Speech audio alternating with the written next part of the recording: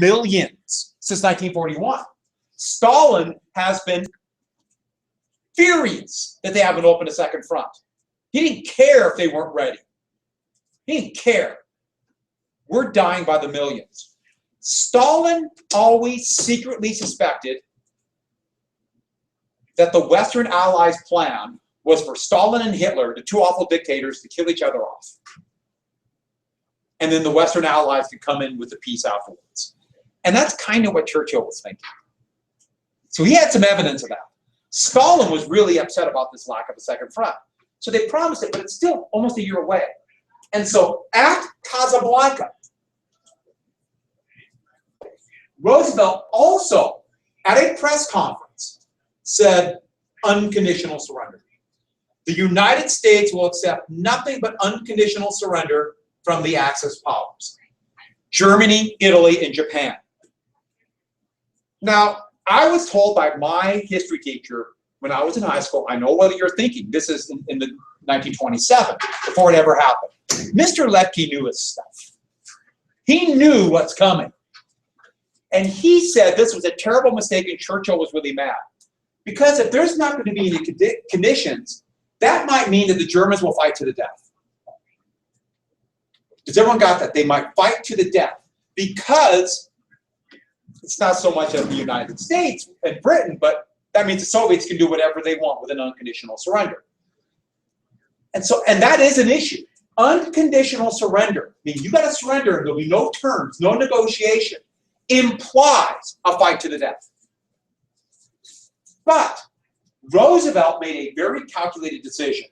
Well, first off, he's not going to let the Nazis survive, but there's something else. The real reason he said it, had nothing to do with the Axis powers. He wasn't talking to Japan or Italy or Germany. He's talking to the Soviets. And he's telling the Soviets, we pledge to finish the war. We pledge to fight to the finish. We will attack France in 1944. We promise. So if we do it, don't you make a negotiated peace like you did in 1939. We're telling the Soviets, even though we haven't opened up that second front, we're going to keep fighting to the finish. Now, Stalin didn't quite buy it.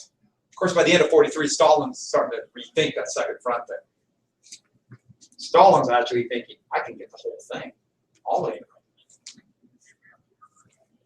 Which is kind of a scary prospect. But that's who he's talking to, the Soviets. But now we're stuck with unconditional surrender. There can be no negotiated peace, technically. FDR made this statement. FDR is going to die in April of 1945. That means the next president is stuck with FDR's legacy. Unconditional surrender. That's really going to be an important moment. Remember, they're making the atomic bomb. They're bombing German cities, and they're starting to bomb Japanese cities. Let's do another conference, Yalta. Now, Yalta is in January and February of 1945. January and February. Yalta, this was Stalin's idea, because he's Stalin. Yalta's here in the Crimea.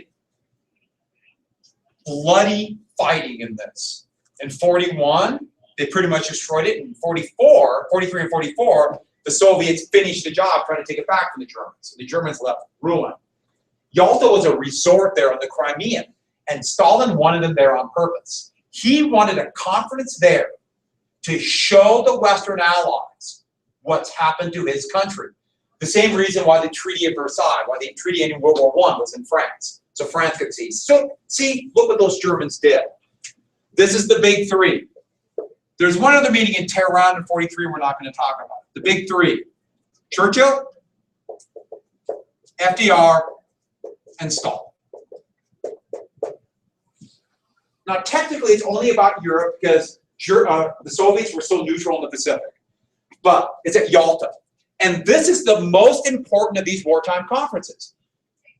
Because the war still has 4 months to go in the Pacific, or in Europe, and 7 more months to go in the Pacific.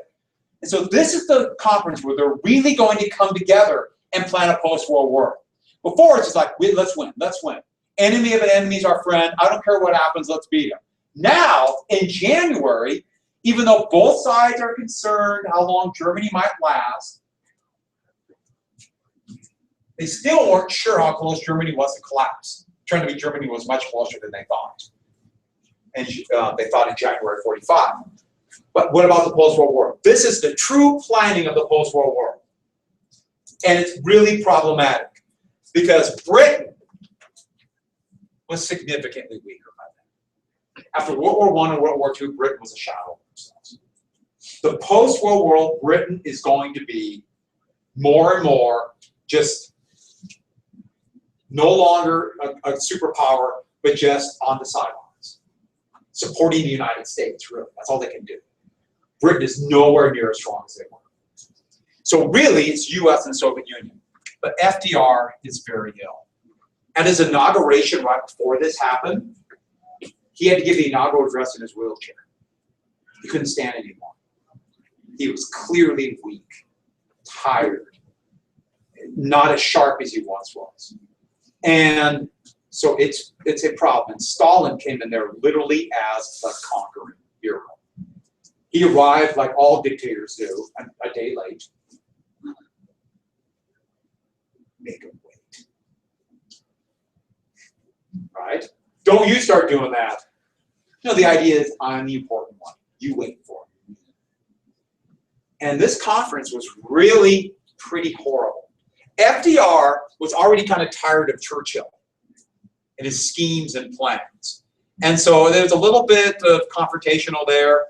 But here, in reality, Roosevelt's #1 concern was Japan. #1 concern. He wanted the Soviets the end of the war. So he was willing to give up a lot for that. And there's going to be a number of things that came out of it. So we will go through them. #1, the Soviets agreed to attack Japan. 3 months after VE Day. VE Day was May 8th. So 3 months after is what date? May 8th? August 8th. We were convinced, the United States was convinced that the Japanese had at least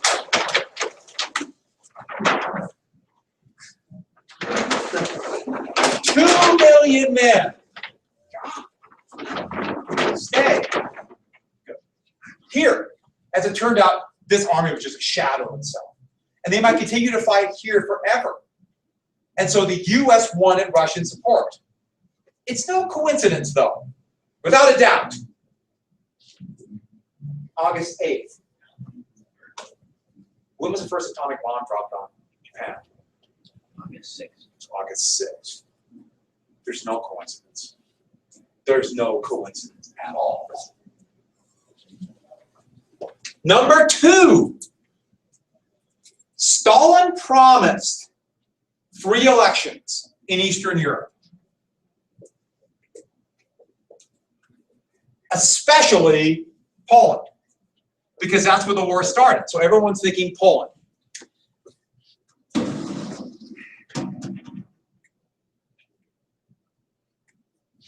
There are a couple territorial issues, but he promised free elections. Next, what they decided was Germany and Austria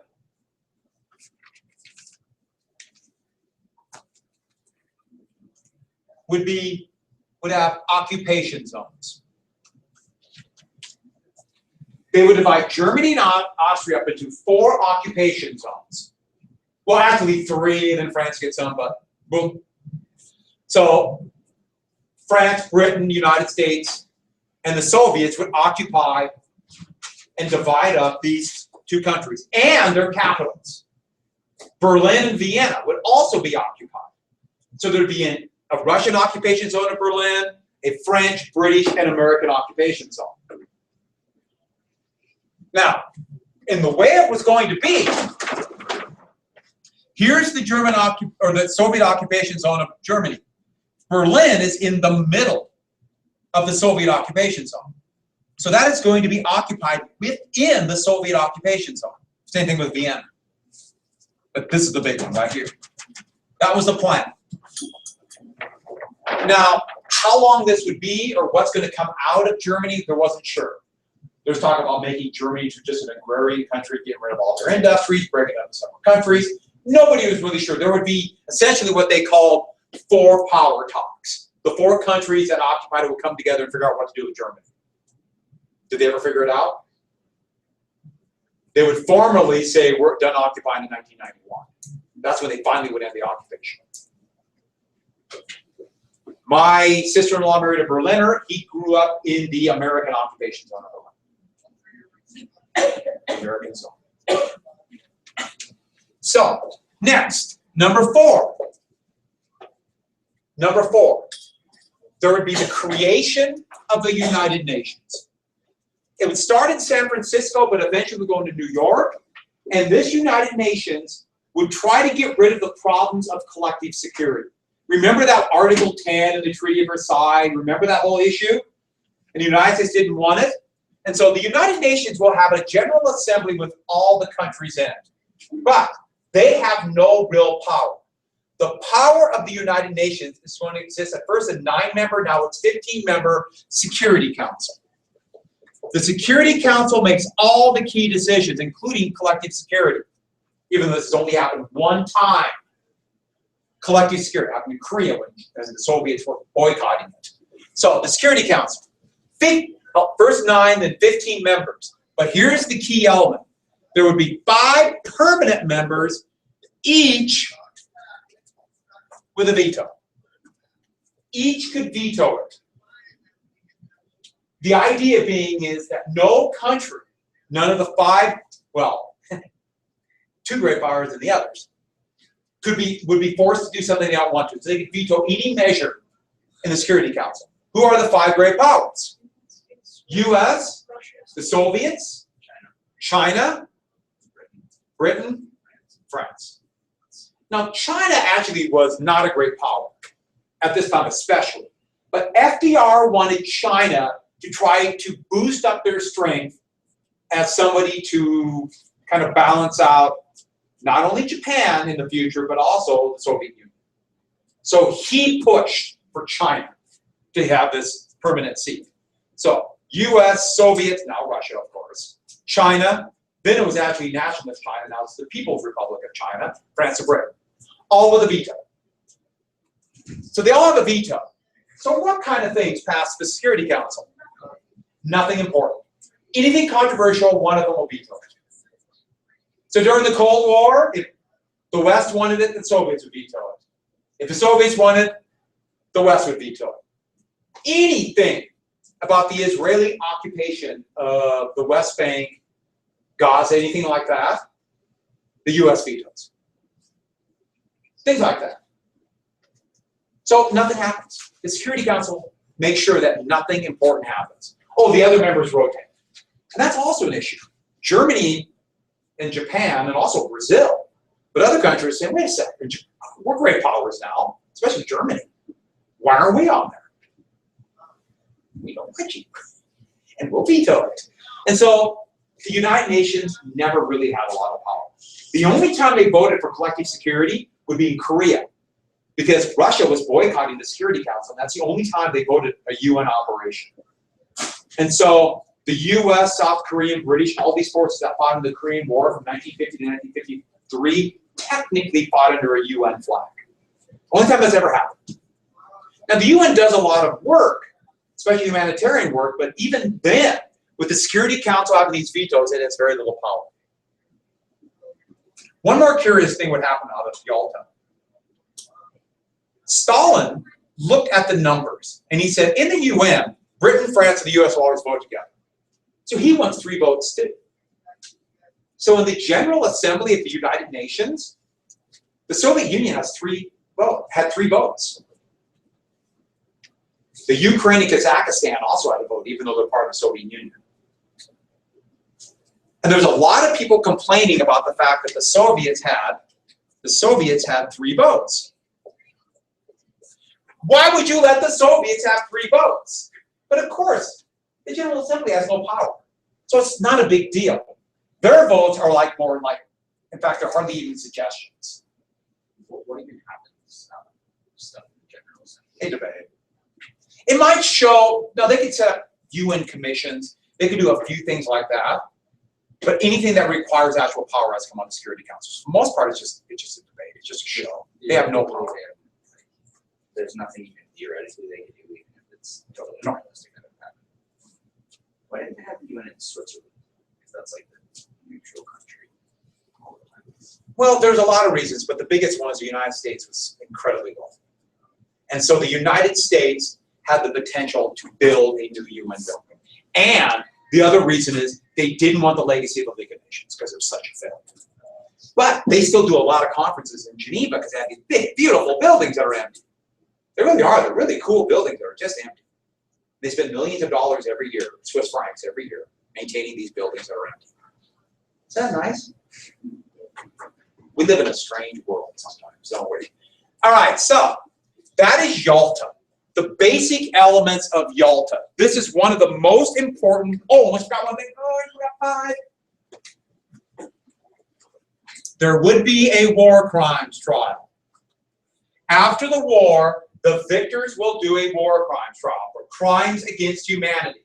Who decides what a crime against humanity is? Yes, the winners decide, of course. The most famous of these trials of the highest ranking Nazis would be at Nuremberg. So this would be the Nuremberg trials, and there would be a tribunal, a British, American, and a Soviet judge. And they would try most of the leading Nazis. Some would be acquitted, some sent to long prison terms, some executed. Hermann Goering, the head of the Luftwaffe, was the highest ranking Nazi, and someone snuck in cyanide for him, and he committed suicide right before he was going to be hanged. The other ones had committed suicide before it happened, like Heinrich Himmler. Hitler was already committed suicide. Well, here's the thing that happened. Between January and May, though, Germany collapsed. Not only that, what happened in Eastern Europe? What did the Soviets do in Eastern Europe? Oh yeah, they pillaged. They didn't set up democracies. What did they set up? Dictatorships. In fact, Stalin thought, you can't be serious. Do you really think I'm not going to set up dictatorships? Stalin set up dictatorships in Eastern Europe. Everyone got that down? He did not. In fact, he assumed that the Americans and British weren't idiots and they would understand he's going to do that. The Germans beat him in World War I. The Germans nearly beat him in World War II. No way he's going to let that happen again. Stalin wanted a buffer zone between Germany and the West and the Soviet Union. In fact, he thought the Western Allies might rearm Germany and send them back again. He wanted states that he controlled. No way was he going to let a government that wasn't friendly there. Actually, he was kind of surprised that the Americans and British were mad. So he lied. And clearly he's going to do that in the eastern part of Germany. How are they going to come up with an agreement? And if he's going to set up dictatorships here, it also implies he might be thinking about setting dictatorships where else? The rest of it. He might not stop. He already beat the Germans. He might not stop. He lied. And now, do we want a Stalinist government? Now think about in terms of the United States. Do we want a Stalinist government to do the same thing in the Pacific? Do we want Stalin to have an occupation zone in Japan? Do we want Stalin to occupy China? Do we want Stalin to demand islands? Do you want Stalin to do that? And if we let him do that, who knows what he'll do in Europe? Who knows? We might find another war. By May of 1945, when the war was ending in Europe, we were getting really concerned about Stalin. Really concerned. Especially, he's coming. He's coming hard. And so there's one wartime conference we'll get to, but let's get back to the Pacific. Because while that's going on, Japan is still fighting, and fighting hard. Going into 1945, February 1945, Marines are going to attack Iwo Jima. Iwo Jima is a tiny island that's basically, it's a volcano and ash. Horrible place. The volcanoes have all kinds of caves and tunnels, perfect for defense. It was an ash island with steam fissures that kept the ash really hot. 100 degrees, 120 degrees, the ash. So you're in it, it's just misery. This is the first island of the Japanese home islands the U.S. attacked. It's right here. 21,000 Japanese defenders. The U.S. thought it would take less than a week to a month. When Iwo Jima was finally conquered, less than 100 Japanese surrendered. The rest of them had to be killed. 7,000 Marines and sailors died taking Iwo Jima. And Japan kept fighting. My God, they won't quit. They won't quit. Now remember, Japan wants a negotiated peace. The U.S. wants unconditional surrender. Do you get this now? We're talking about different ways to quit the fight. It's not that Japan is trying to conquer the United States. They're trying to find a way out. April 1945. Okinawa. Okinawa was hell on earth. In many ways, it was worse than Iwo Jima. Okinawa was a much bigger island, had a large civilian population, and 130,000 Japanese soldiers defended it. They used 1,000 kamikaze planes, sunk nearly 40 Allied ships, damaged over 100 more. They even were going to do the remnants of their fleet with just enough fuel to sail out to Okinawa for a massive kamikaze of their attack by their fleet. American carrier planes struck them halfway and sunk almost all, killing thousands of Japanese sailors. So that didn't happen. What were they going to do? Just run the ships into each other? No, the plan was they would go out there and fight one glorious battle to the death. You know, so they would use their guns to try to fight one, and then until they're all sunk. But remember their goal: negotiated peace, make it so horrible that the United States wants to just end the war with a little, not just British, Australian, New Zealand soldiers, Indian soldiers. And then the Japanese basically put 130,000 men in a tiny southern part of the island and fought for every inch. For every inch.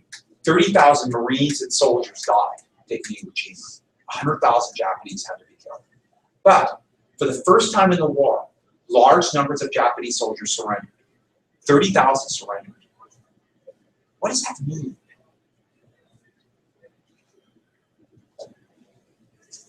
Are they maybe getting near the end themselves? If 30,000 surrendered instead of fighting for the death? Or is it still 100,000 had to be killed? And they still won't surrender.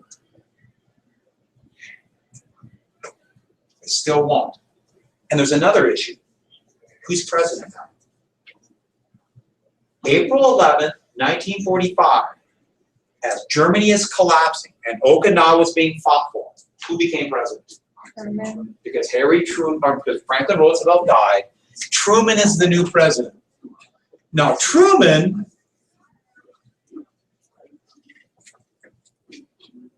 at the Democratic Convention in '44, conservative Southern Democrats, knowing that Roosevelt might be near the end, they kind of did a coup, is the only way to describe it. And they got Roosevelt, and Roosevelt was very ill by then, to change vice presidents. From Henry Wallace, who wanted civil rights, was a much different type of man, to an absolutely unknown Southern politician from Missouri by the name of Harry Truman.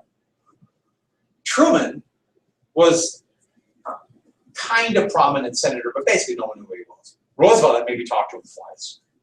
Why did Roosevelt agree to do it? I don't. Sure. had an election in 44. So Oh, oh. I thought you meant like in the middle of it. no, 44. Just like, okay. Well, if he resigned, but back then they couldn't. And so Truman became president. He didn't even know about the Manhattan Project till the day after he became president.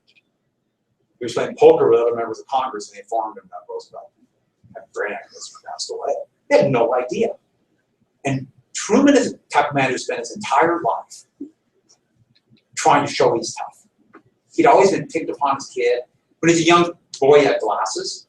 And that's not as much of a stigma today, but back then it was a huge stigma. Glasses were really expensive and broke really easy. So what could he do as a kid if he had glasses? Nothing. So he would always be made fun of.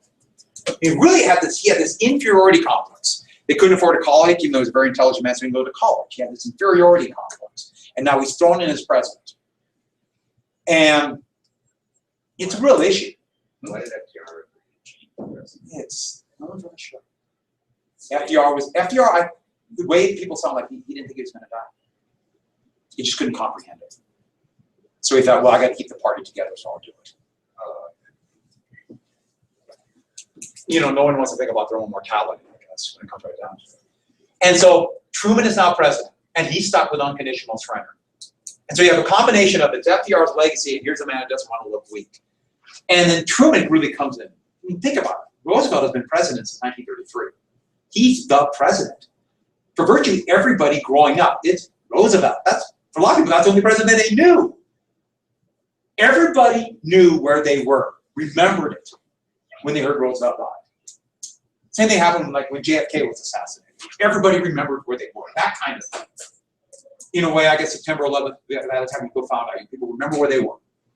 And so, here we have Truman. And people are literally saying, who the hell's Truman? Especially Stalin. Truman? But, so he's got to prove his stuff. Don't forget this. This means a lot. Remember we talked about when Taylor mentioned the whole thing about that bill, and I told you about they didn't like Taylor Brown. Oh yeah. Yeah, politicians are human too. And so, Okinawa, they're fighting to death, won't surrender. Iwo Jima, Truman is now president. Stalin is not doing what he says. For God, we got to make Stalin play ball. In fact, that was a term they used. We have to get Stalin to do what he promised. How are we going to do that? We can't go to war. No way. Huh? Well, don't think in terms of nuking Japan. Think in terms of ruthless. Because what's happening to Japan while this is going on? Okay, while this is going on, the American Navy have been doing arguably the most successful operation of the war. American submarines had effectively blockaded Japan by the spring of 1945.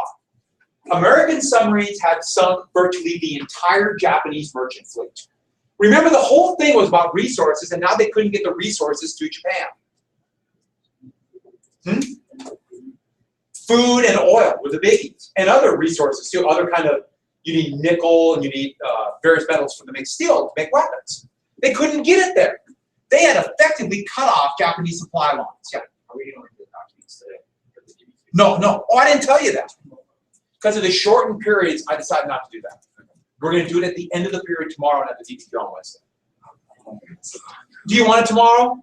No. Let's just do it tomorrow. Hannah wants it tomorrow. We have a time frame. All right, so Japan was effectively going to be out of oil by end of August 1945. Why did they think they were? Why did Japan not imagine that? Being surrounded entirely by their enemies. They did. Remember, their whole goal was to get a negotiated peace. They thought they'd win a few victories, negotiate a peace, do what they want, and chop it. They were effectively out of oil by end of August of 1945. They were going to be effectively out of food by November of 45. I'm not saying there wouldn't be food, but not enough to actually run a country. Japan did not have supplies. We had a pretty good idea, but not completely. Also, beginning in 1945, the U.S. started bombing Japan. The United States used an incredible plane called the B-29. The B-29 is a heavy bomber. It can fly at 30,000 feet, can hold 10,000 pounds of bombs. It could fly from the Marianas Islands here, bomb Japan and make it back. And they thought they were going to bomb Japan just the way they were bombing Germany. It failed miserably. Failed miserably. B-29's bombing. For a lot of reasons. One, the Japanese turned out their planes could get to 30,000 feet and were shooting down far too many of these planes. There's another one. As these amazing planes were flying this way towards Japan, every once in a while they ran into a 100 to 150 mile per hour headwind. They had no idea why. You go into a 150 mile per hour headwind, all your fuel's used up and you have to turn around before you ever get to Japan. What did the pilots discover that the United States did not know about? What goes around the world? What's it called? It's not trading winds, not wind currents. You ever see a weather map on that? And so dictates so much of the weather. The jet stream. They didn't know about the jet stream. They're flying right into the jet stream. They had no idea in 1945 about the jet stream. Who did know? And the Japanese were actually using the jet stream to attack the United States over 700 times. What were they using? Do we know? They were releasing balloons into the jet stream that would fly across the Pacific, and they hoped they had little incendiary bombs that they would release them over the United States, and not only attack the United States, but they're hoping to start a big forest fire. The U.S. had to send all the soldiers back to put out the fire, and they wouldn't have to invade Japan and negotiate a peace. Oh, a ton did. Oh yeah, hundreds made it over. 5 people did die because they went and found this thing, the bomb didn't go off and exploded right when they looked at it in Oregon. My wife's grandfather found one near Peterborough, 1946, found one of them. They found them as far as Michigan, they found one in Quebec. Did we know that this was happening? Or was Yeah, this kind of, but they kind of kept it secret. And it didn't start fires, it didn't work. Still pretty amazing that they did it, these big huge balloons, that would have been something to see.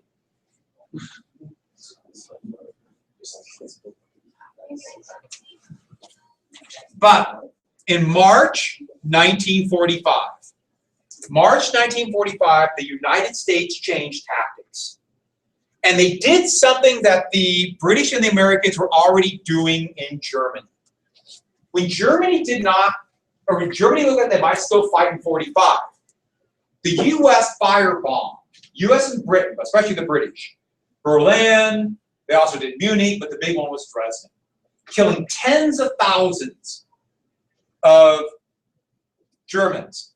And so Curtis Bombs Away LeMay is going to be his nickname, took over command of the U.S. bomber fleet, and he adopted firebombing.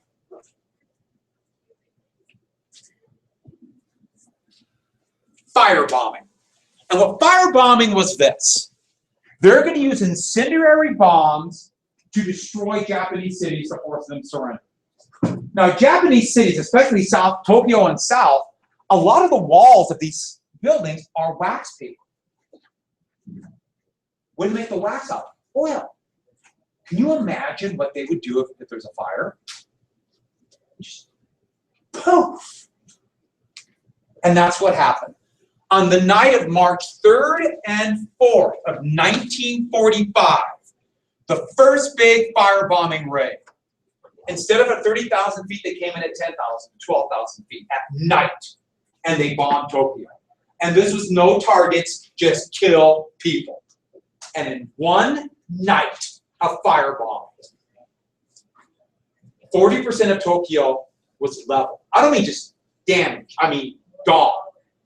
And between 100 and 150,000 civilians died in one night in Tokyo. What happened to LeMay? Yeah, got a medal and was promoted. And thus began firebombing of Japanese cities. And they firebombed them. Were there prisoner camps? Yeah. Yes, an American, British, and yeah, some were killed. Like submarines, some ships carrying POWs by accident. But let me finish this real fast. They started firebombing every city across Japan, leveling them. Tokyo would end up being half of it destroyed. One city called Toyama, which was 400,000 or 100,000 people, gone. The city was destroyed. Perhaps as high as 1 million Japanese civilians were killed. The only reason they didn't firebomb more is they literally run out of firebombs. They have to wait to build them up again, they start firebombing. They firebombed everything. They destroyed virtually every city in some way. Kobe, which is the size of Los Angeles, had 47%. Kyushu had 67% destroyed, just gone. Now this is important because think about if you're Japanese. You're the Japanese leadership in Tokyo. What's happening to all your cities? What's the difference between that and dropping an atomic bomb on Hiroshima? Now, don't use your imagination about the hell of an atomic bomb. Just think, what's the difference?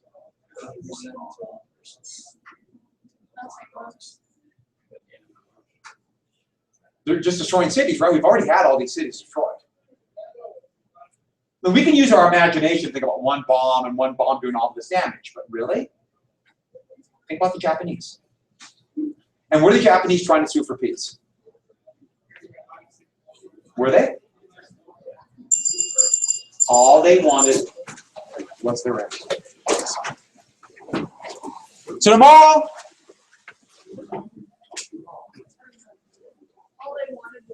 their emperor.